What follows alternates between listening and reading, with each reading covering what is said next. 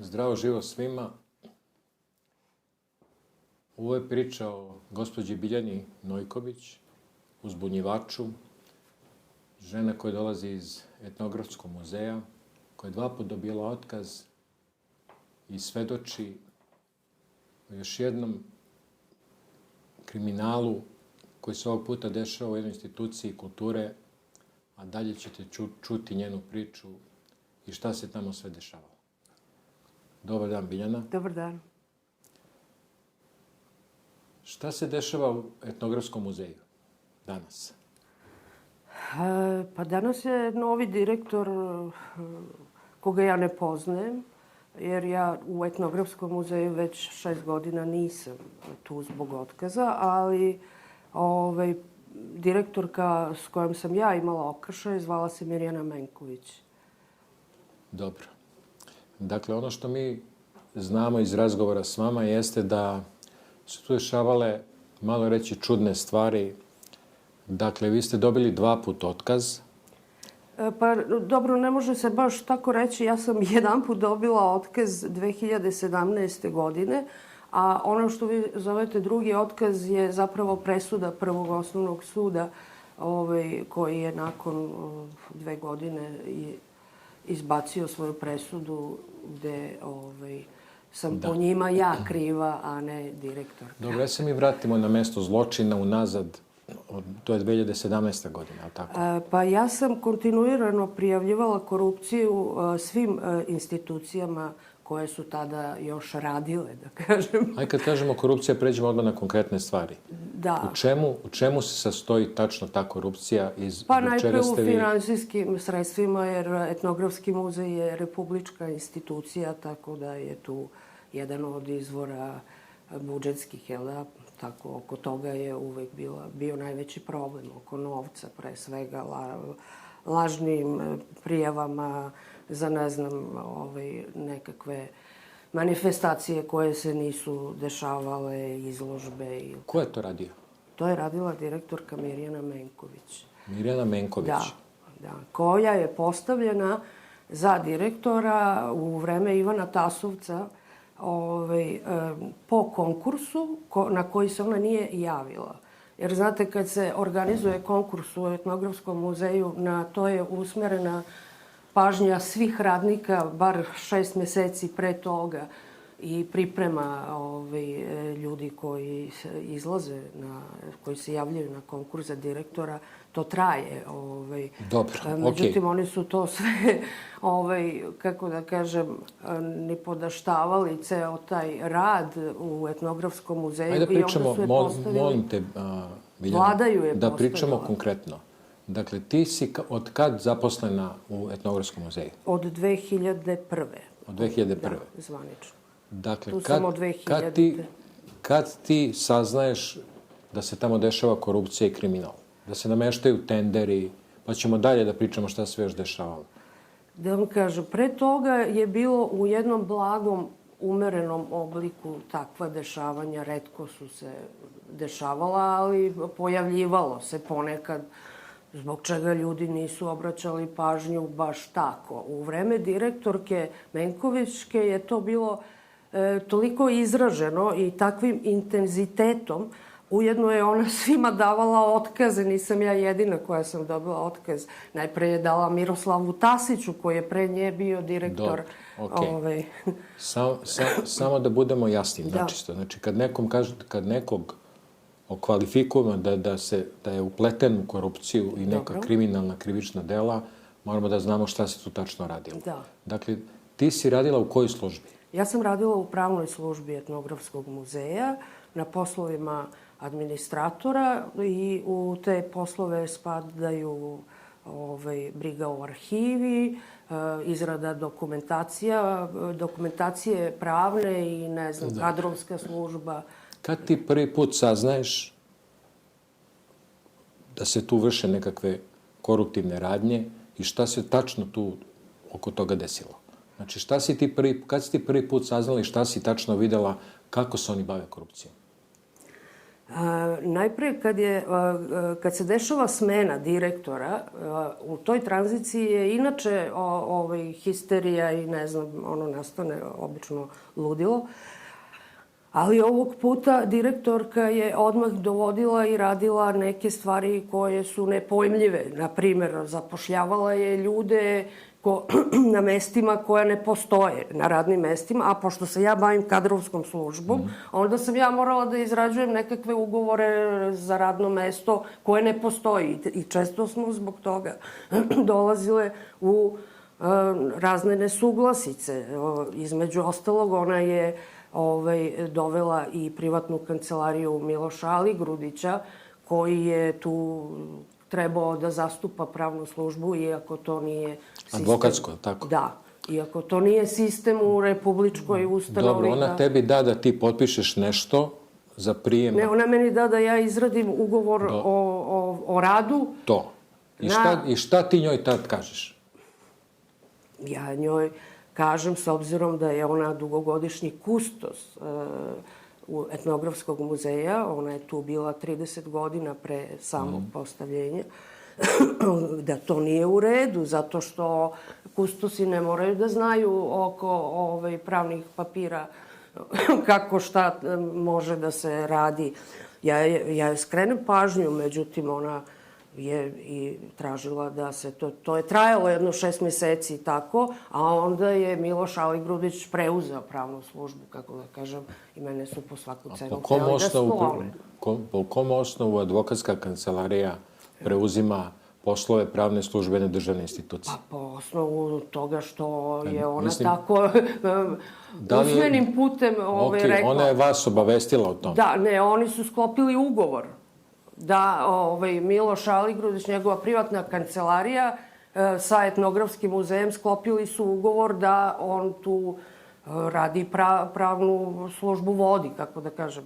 Što je neizvodljivo jer muzej ima pravilnik o sistematizaciji i organizaciji radnih mesta. Dobro. Je li osim tebe neko, su se bunili ljudi? Kako je to izgledalo? Rekao neko, to ne može tako da se radi. Pa, jako malo njih, znate, ja sam sve to radila zvanično kao predsjednik sindikata Nezavisnost, ogranka u Etnografskom muzeju, i onda smo se, kako da kažem, na sastancima dogovarali kako da postupimo u narednom periodu. Dobro, Biljana, mene zanima sledeća stvar. Ona očigledno zapošljava ljude preko veze. Zapošljava ljude. Ona dovodi, samo malo, ona dovodi advokatsku kancelariju da radi posao institucije koja već ima pravnu službu, i da li se vi kao kolektiv, da li ste sad sindikati ili zaposleni, da li vi kažete njoj, da li je bio neki sastanak da je njoj predočeno to što radi nije po zakonu? Naravno da je bilo predočeno. Naravno. I ona je ipak radila kako ona želi da radi. Dobro, to znamo, ali je li rekla ona nešto tu? Pa to su svakodnevna histerija, nenormalne stvari, prosto jednostavno, nenormalna atmosfera je bila dok je ona bila direktor. Svakodnevno, znači histerija, ona deli otkaze, ujedno pljačka, radi nekakav revidirani finansijski plan koji ima dva zapravo, pa jedan kao vodi normalno, a drugi je onaj koji falsifikovani, revidirani finansijski plan. Mislim da je kasnije i zbog toga tog falsifikata i optužena. Dobro, i ti se u jednom trenutku odlučuješ da budeš uzbunjivač. Je li tako? Ja se ne odlučujem, ja to uopšte nisam znala. Taj zakon o zaštiti uzbunjivača se pojavio 2015. Mi smo prvu prijavu poslali 2014. Prijavu, tačno kako prijavu? Prijavili smo budžetskoj inspekciji koja je odeljak Ministarstva finansija. Vi ste podneli Ministarstvo finansija prijavu protiv direktorke? Ne, mi smo podneli poziv da budžetska inspekcija... Da dođe inspekcija. Uvidi, šta se tu dešava. Je li ona znala da ste vi to, kad je saznala, ne ovde saznala? Da, ona je to saznala. Je li reagovala na to? Naravno, odmah je htela da me premesti na drugo radno mesto. Šta ti je rekla?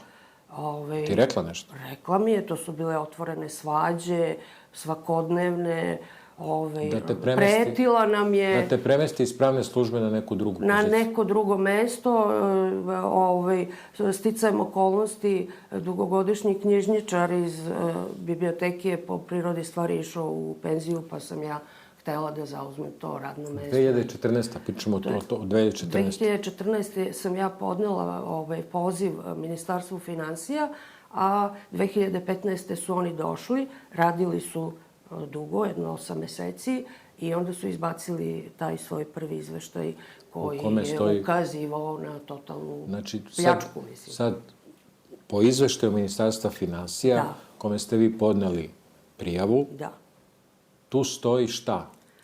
Da se radilo protiv zakona. Da. Sam ja u pravu? Da. Okej. Računajući sve. Računajući i privatnu kancelariju Miloša Aligrudića, da oni navode da pravnik... Osim Aligrudićeve kancelarije i tog momenta kad privatna jedna advokatska, naravno, kancelarija preuzima posao pravne službe državne institucije. Da li postoje još neki konkretni dokazi? Postoje 1000 firmica tih, Home Art, ja sam sad zaboravila kako se... To su tenderi to sve piše, da. A šta se navade? To su usluge neke, ali tako? To su neke privatne firme koje su se otvorile pre 2-3 meseca. Angažovane za šta konkretno? Zašto? Naprimer, jedna firma je trebala da donese nekakve metalne police gde je ona zamislila da se tu depo, nemam pojma, malo uredi. A onda se ispostavilo da su oni doneli te police, da te police ne mogu da uđu uopšte u prostor, pa onda, nemam pojma, te police su vraćene i nikom ništa. To su sve ogromne cifre u milionima, ja se sada stvarno ne sjećam koje firmi je, ali to sve jasno piše u izveštaju budžetske inspekcije. Okej. I sad imamo taj prvi moment kad se vi obraćate ministarstvu da reaguje i kada inspekcija dolazi. Da, mi smo, kad smo dobili taj izveštaj, kao sindikat, naravno, svima poslali taj izveštaj. Najpre ministru Ivanu Tasovcu, koji je tada u tom periodu bio ministar kulture. On nije reagovao i kako on nije reagovao par meseci, onda smo mi taj izveštaj i žalbu poslali predsjedniku, odnosno premijeru Vučiću, tada je bio Aleksandar Vučić premijer. Onda je on svoj izveštaj koji je dobio pismo, prosledio Tasovcu. On je odreagovao, da kažem, u tom trenutku. Tasovac je na njegovu intervenciju morao da se zove ponovo. To je nekakva finansijska kontrola unutar Ministarstva kulture koja je došla i sazvao je 2 takve komisije, jer mi imamo, jedan je za materijalno poslovanje, finansije, a drugi je za predmete, zato što, kako da vam kažem, ta korupcija ima veze i sa predmetima. Sa eksponatima. Da, sa eksponatima, naravno. Dobro. Ali mi nemamo u državi Srbiji inspekciju ili kao što imamo, recimo, revizore za finansije. Mi za predmete u Srbiji nemamo. To je nekada radila policija. Mislim, kad se utvrdi da neki predmet nedostaje, onda se to javi policiji. Bilo i toga? Bilo je, naravno. Šta je nestajalo? Pa ne znam, na primjer, nestao je prsten Drage Mašin, to je to nešto što kao... Kad je to bilo? Ovako, a inače gomilu nekih stvari tu. Zbirke se nisu radile, nije se radila revizija ne znam koliko godina, onda to ljudi odlaze u penziju, pa onda ovi pričaju o... Čekaj, u kom periodu pričaš kad je to nestajalo? Dok si ti... To konstantno traje. Ili se tamo stalno kraje? To konstantno traje, nije to... Dobro, aj se mi vratimo sad na tvoju priču. Da, na ovo što sam ja radila, da. Dakle, sad imamo taj moment, ministarstvo šalje inspekciju i to drugi put, koliko sam razumeo. Drugi put dolaze revizori, ovog puta Ministarstva kulture, koji rade, ne znam, par meseci. To su 2 komisije koje su oformljene u Ministarstvu kulture na intervenciju premijera Aleksandra Vučića tada. I kako na to reaguje direktorka?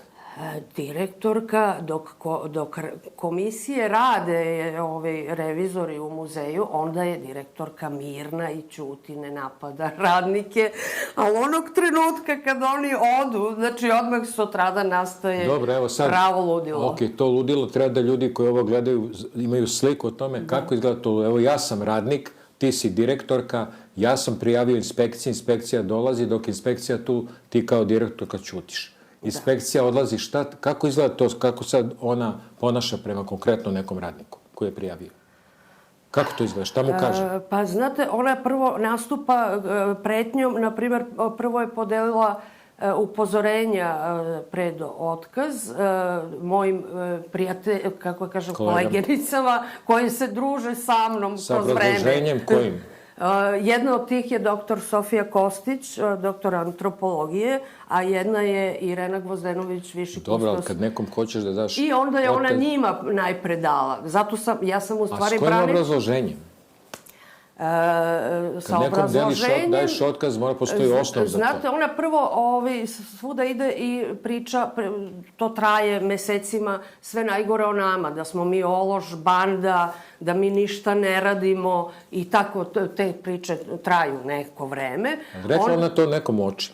Da, ne. Ona priča to na javnim sastancima, dolaze ljudi iz Ministarstva kulture, ona sad za Sofiju Kostić, koja s njom radi 30 godina kao kustos, priča da je ološ i banda, mislim... Dobro, rekao od vas neko, vidite ovako direktor. To su otišle... To što radite, vi ste lopov. I to što radite... Niko njoj nije smeo sve mene da kaže da je lopov. Oni su se svi pravili da nemaju pojma za to. Ti si joj rekla šta? Da, ali, na primjer, Sofija Kostić i Irena su jednom prilikom, bez mene, pošto ja sam u tim trenucima bila u onako jednom emotivnom stresu koji je bio vidan na meni, jer ja ne umem da sakrijem neke stvari. Onda su one otišle njih dve bez mene da joj to upravo kažu, da to nije u redu, što ona nas ogovara u Ministarstvu kulture i na javnim sastancima da smo mi neradnici, ološ i banda. Onda je ona tu izmislila kako su njih dve došle da nju napadnu i na osnovu tog događaja, pozvavši tog sekretara iz Aligrudićeve kancelarije koji je bio zadužen za pisanje službenih beležaka, na osnovu kojih ona njima daje otkaz. Tu onda ulećem ja sa sindikatom, jer su oni moji članovi sindikata, ja moram njih da branim. Znači, dve žene, oni su kustosi, je li tako? Kustosi. Doktor Sofija Kostić, koja je preminula zbog tog otkaza. Je dobila otkaz. Ona se toliko uplašila, ja sam se naravno javljala višem sudu, tada je upravo krenuo, prvo sam se obraćala Agenciji za borbu. Samo da bi ljudi mogli da isprati, ima mnogo toga. Neku hronologiju. Da. Ok, prvi otkaze dobijaju... Doktor Sofija Kostić i Irena Gvozdenović, viši kustos. Kad je to bilo? Koja je to godina? To je bilo 2015. godina. Zašto dobije otkaz? Zato što su upale, nisu upale, one su ušle da joj kažu da nije u redu što priča takve stvari o nama. I to sa takvim intenzitetom i ti novi ljudi koje je ona dovela, ceo kolektiv niko nije smeo da razgovara sa nama, mislim, pravilo je tu... Ne, sad to je sad jasno. Samo me zanima sledeći redosled stvari. Jasno je šta se dešava, jasno je sve sad, vi ste reagovali, zvali ste inspekciju, to je došlo od tadašnjeg premijera, Vučića, do ministra kulture Tasovca, koji je odgovoran za tu instituciju po zakonu. Dakle, sve se već otvorilo. Međuljudski odnosi normalno potpuno nenormalni. Pre svega njeni prema zaposlenim su doveli dotle da su dve žene dobile otkaz. Da. Da. Kad su mediji ili javnost prvi put saznali šta se dešava u Etnografskom muzeju? Je li išao neko ka medijima? Je li išao neko ka javnosti u bilo kom smislu da je neko izašao u javnost, da li preko mreža, da li ovako, evo, kao što sad sedimo, da li je neko pozvao televizije, da ljudi saznaju šta se tu dešava? Ne, niko nije hteo da objavljuje dešavanje u Etnografskom muzeju. Ja sam se obraćala mnogim novinskim kućama. Apsolutno niko nije hteo da piše o Etnografskom muzeju. Kome si se obraćala?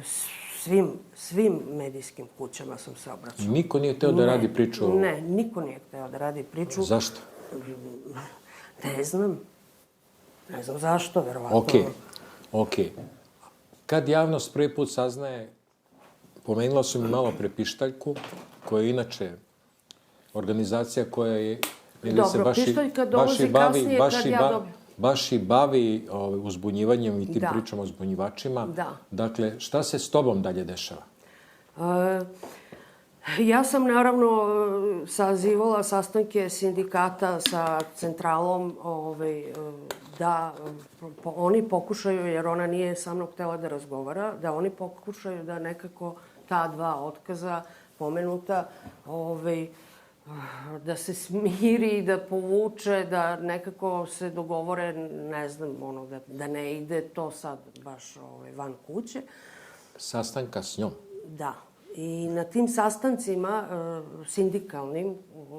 Bila ona na tim sastancima? Da, bila je ona, bilo je gomila ljudi. Ona je uvek dođe sa svojom bulomentom. Naravno, Miloš Ali Grudić ide kao glavni njen bodyguard. Bilo je tu još nekih kustosa iz muzeja koji su bili, da kažem, s njene strane. Naravno, pre toga im je bacila kosku po neko milionče i onda oni s njom kao... Najveći njen branioc je bio Miroslav Mitrović, kustos etnografskog muzeja. Posle se u izveštajima bilo je jasno zašto to radi, jer mi imamo 3 za redom izveštaja koja su katastrofalna, odnosno 4. je došla 2018. godine Državna revizorska institucija, koja je opet izbacila na ne znam koliko strana katastrofalan izveštaj. Dakle, bez obzira na rad svih tih revizora i tako konstantno u jednom kontinuitetu, oni su i dalje nezadrživo pljačkali. Znači, lova je letela na sve strane, kupuju se... To što sad izgovaraš sve, ti imaš dokumentaciju za sve to što kažeš? Da, za sve što ja govorim je potkrepljeno državnim revizorskim institucijama. Znači, protiv tebe, ako sam to dobro razumeo, se vode neki sudski postupci. Da. Zapravo, ja sam tužila muzej onog trenutka kada sam dobila otkaz. A da li je tebe neko tužio? Ne. Ok, ja sam to onda pogrešno razumeo. Dakle, ti si... U ovom trenutku se oko svega toga vode sudski postupci. 2 sudski postupci. Ti si 2 puta tužila koga i zašto? Prvi put, moj prvi sudski proces nalazio se na Prvom osnovnom sudu, što je uobičajeno kad neko dobije otkaz. To je trajalo tamo 2 godine. Ti si tužila zašto? Zbog toga što si dobila otkaz? Zbog toga što je otkaz neosnovan, što nije... Koga si tužila? Muzej etnografski. Ok. A drugi postupak? A drugi postupak se nalazi na višem sudu i on se isključivo odnosi na uzbunjivanje, koji je radila posle Pištoljka, s kojom sam se kasnije spojila 2017. recimo. A taj drugi postupak, šta je predmet? Predmet je odšteta za uzbunjivanje. Ti si tražila odštetu, ok. Da. I to je trenutno na apelaciji? Da. Ok. Koliko dugo ti već nisi u radnom odnosu? Taj postupak traje 6 godina. Koliko dugo ti već si pod otkazom? Koliko dugo već si bez posla? Pa od sredinom 2019. Si bez posla? Da, to je već 6 godina. Ok. A od čega živiš? Pa, kako da vam kažem, prijatelji mi izlaze u susret i nekoliko od njih pobrinuli su se da ne nestanem sa ove planete. Da, nisi jedina. Ima još jedan moment koji je možda tu najbizarniji. U etnografskom muzeju se dogodilo venčanje, to je svadba sina dotične direktorke, koja je mrtva ladna smislila da oženi svoga sina u prostoru koji je prepun eksponata. Kako to izgledalo? Da vam kažem, svadba se zapravo dešavala negde van muzeja, a onda je ona u jednom trenutku dovela svatove da kao se fotografišu i u stvari to je njen izgovor posle bio, ali svatovi su se malo zadržali, tako da je ipak popodne bila svadbena žurka. Stvar je u tome što je to se desilo za vreme vikenda, kad retko ko radi u muzeju vikendom. I onda je u galeriji muzeja, oni su se fotografisali, mislim, pojavile su se te fotografije posle, gde se vidi da oni sede na predmetima koji su u tom trenutku bili izloženi na toj izložbi. Zaboravila sam sad kako se zvala izložba. I vidi se muzejski prostor da je tu bila svadba. Znači, žena mrtva, ladna, smisla da oženi sina u etnografskom muzeju. Pa ona je htela da se nekako pohvali tim svatovima da je ona, eto, direktor jedne institucije. Kako da vam kažem, to je stvar malo građanštine, u stvari. Više nego neko zlodelo. Zlodelo je što oni ne kapiraju da sede na eksponatima. Mislim da oni uzimaju sa tamo gde su džezvu i ne znamo da se samo po sebi da ti tako nešto padne na pamet, trebaš dosta da zastraniš i da misliš da je to tebi tata kupio. U bahatost, da ne govorimo o drugim stvarima. Da. Dakle, to je jedna osionost da ona ne primećuje više šta tu radi. Ne, to je dijagnoza, okej. To je posledica vremena u kome živimo, gde je to postalo normalno. Ti misliš da je etnografski muzej mesto gde treba da oženi, da napraviš svadbu svoga sina, da dovedeš svatu. To je ispraćeno u medijima. Da, veoma je to bilo propraćeno medijski. Valjda je svadba interesantna ovom narodu, ne znam. Manje im je interesantno tužilaštvo za organizovani kriminal. Dobro, samo još jedno reći stvar. Ok, pištaljka se uključuje u to, ti si zvanično uzbunjivač, šta god to značilo. Ovaj tvoj slučaj, ovo sve o čemu mi sad govorimo, nije baš nešto mnogo zainteresovalo javnost, jer koga baš briga ko je tamo dobio otkaz da neka bahata direktorka etnografskog takvih ima u svim institucijama, Vučićem i tamo gde on spakovao svoje ljude da vode to što vodi sve ovde po Srbiji, a što se zove državna institucija. Ono što je ljude, ajde da kažem negde, skrenuli im pažnju na sve ovo, jeste upravo ta svadba. I meni je sad to, reći ću slobodno, odvratno, da ljudima bitna svadba, što jeste samo po sebi ne skandal, nego dekadencija par excellence, u odnosu na tvoj život privatni i to kako sve utiče na tvoj život. Ti si ostala bez posla, ti se i dalje tužiš sa državom, ti si ostala bez primanja. Znate, ono što je najneverovatnije u celoj toj... Ali to slabo koga ovde zanima. Praktično to nikoga ne zanima. Dalje Biljana dobila otkaz, od čega će ona da živi i tako dalje. Znači, ljude zanimaju takve stvari kao što su ti reality po etnografskim muzejima i po pinkovima i tamo gde se oni dešavaju. Na to je trajalo, taj cirkus je trajao po medijima 2-3 dana i to je ljudima bilo zanimljivo. A to što si ti ostala bez hleba, nažalost, to ljude ne zanima. Šta ćeš ti dalje da radiš? Kakav je plan za tebe? Ti se boriš da se vratiš na posao? Ja se borim da se vratim na svoje radno mesto koje mi je protivzakonito oduzeto od strane sledeće direktorke koja je nakon smene Tasovca, Tasovac je ipak smenjen nakon trećeg izveštaja tih revizorskih kuća koje su tu dolazile, onda je postavljen Vladan Vukosavljević, koji je svoju rođaku Tijanu Čolakantić postavio na mesto direktora nakon smene Mirjane Menković, koja je, zapravo ona je uhapšena u muzeju. Mirjana Menković je uhapšena u muzeju, jer su 3. godine, ja sam nakon 2 godine sa tim izveštajima koje sam tražila i koje su mi te revizorske kuće uredno dostavile, podnela krivičnu prijavu Višem tužilaštvu za organizovani kriminal kao predsednik sindikata. I šta se dešava? Kako je uhapšena? Kako je uhapšena? Evo sad pričamo o tome.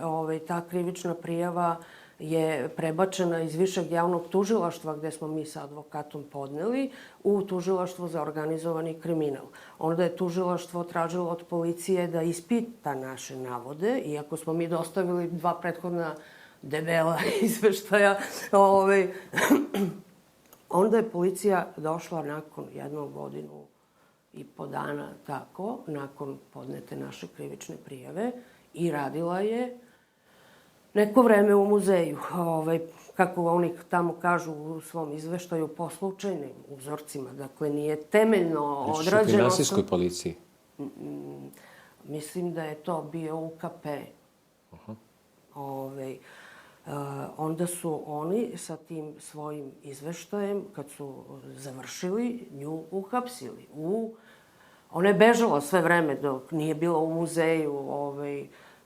Ne znam, to je trajalo 3-4 meseca. I na kraju, kad su oni uradili to što su radili, naredili su je da se vrati u muzej i uhapsili su je u kancelariji direktora. Tom prilikom je uhapšena i izvesna Ljubinka Terzić, koja je bila finansijski direktor, kako se lažno predstavljala, Jugoslovenske kinoteke i koja je prešla preko puta da pljačka sa Mirjanom Menković. Ja to nisam mogla da verujem da se dešava, što sam otvoreno govorila njima, one veoma dobro znaju ko sam ja. I izvesna Ranka Dedović, koja je Šapićeva ujna. Kao njih 3 su se udružile i u etnografskom muzeju otvoreno pljačkaju i prete radnicima otkazima, nekima i dele otvoreno otkaze. Dobro, sad ovako, kad kažeš da je neko uhapšen, znači da policija dođe i nekoga... Uhapšeno u kabinetu direktora, u muzeju. To je presedan, mislim, nikad nije uhapšen direktor muzeja. Uhapšena i sprovedena, ako je uhapšena, ona je hapšena po nalogu nekog tužioca ili na osnovu neke policijske istrage ili bilo čije, nadležnih institucija. To znači da ona morala da završi na kod nekog sudije ili tužioca za izvesno delo na osnovu čega se procenjuje da će biti podignuta optužnica i pokrenut sudski postupak. Sve je to trajalo. Da li se protiv te direktorke vodi ili vodio sudski postupak? Da. Ona je i osuđena. Ona je i završila svoju kaznu. Ona se nagodila sa tužilaštvom za organizovani kriminal i zbog te nagodbe dobila je minimalnu kaznu od 1,5 dana zatvora u Požarevcu i da vrati ne znam koju sumu novca. Ne sećam se sad. Pričamo o Menković? Da. Da vrati jedno 100.000 evra. Ok, polako samo. Da. Znači, sad smo čuli da je direktorka Menković, ta koju sve vreme govorimo, dakle, odležala zatvorsku kaznu u Požarevcu. Da. Zbog finansijskih malverzacija, pretpostavljam, tako? I kopije revidiranog finansijskog plana. I falsifikovanja. Da, falsifikovana, da. Znači, ona je bila u zatvoru 1,5 dana. Da. Imamo mi tu presudu negde? Ja nemam tu presudu, jer zbog otkaza ne smem da uđem u muzej ni na izložbu, zbog takve neke situacije koju zastupa još uvek Tijana Čolakantić, koja je postavljena nakon Mirjane Menković.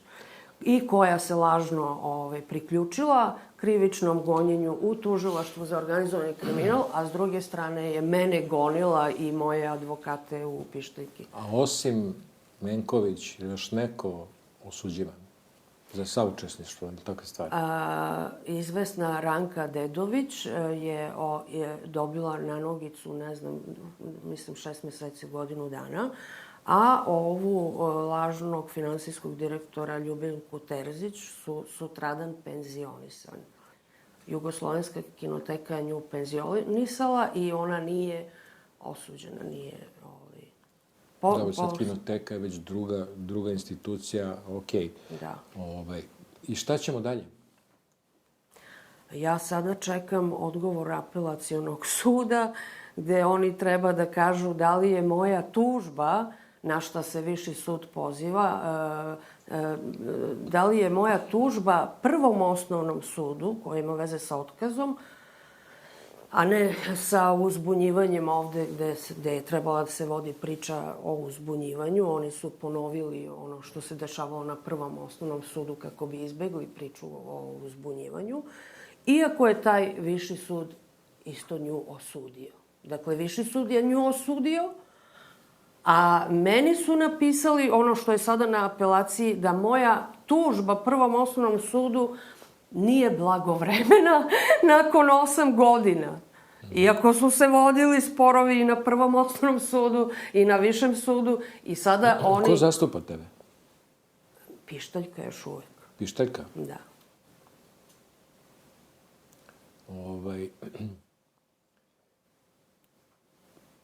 U slučaju da, pošto je to sad na apelaciji, da presuda bude u tvojoj korist, ti vraćaš na posao? Ne, da, to sam ja tražila u tužbama, ali u slučaju da presuda bude trenutno u moju korist, oni bi, da, naravno, meni trebali da vrate na moje radno mesto. I da ti nadoknade. A ne da ja sad sa 53 godine tražim, ne znam, mislim, pokušavala sam, ali to je veoma teško da ja sada nađem neko novo radno mesto. Prosto... A si ih tužila za naknadu štete? I pa to je u okviru, da, tih tužbi. Imam neisplaćene plate. Biljana, tebi hvala na ovoj priči. Hvala vama. Nažalost, nisi jedina sa takvim pričama. Što ste se setili mene. Ako bude neka svadba ponovo u Etnografskom, ti nam dojavi pa da odemo da vidimo kako to izgleda. Hoću. Nadam se da ću sledeći put biti pozvan u svadbu. Drž se. Hvala ti. Hvala vam.